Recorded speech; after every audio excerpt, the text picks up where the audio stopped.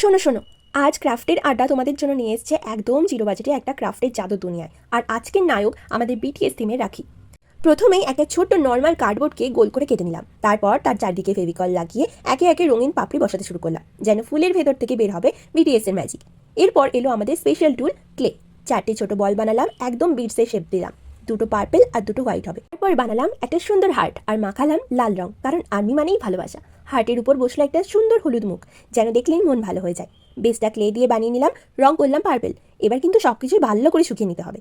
2 রঙের সুতো নিয়ে তাকে সাইজ মতো করে কেটে নিলাম। এরপর তার দুটো পাশে ভালো করে গিট বেঁধে নিলাম, আর এক্সট্রা যে সুতোগুলো ছিল সেটা কেটে ফেললাম। একটা নর্মাল কাগজে ফেভিকল লাগিয়ে এই সুতোটাকে আটকে নিও।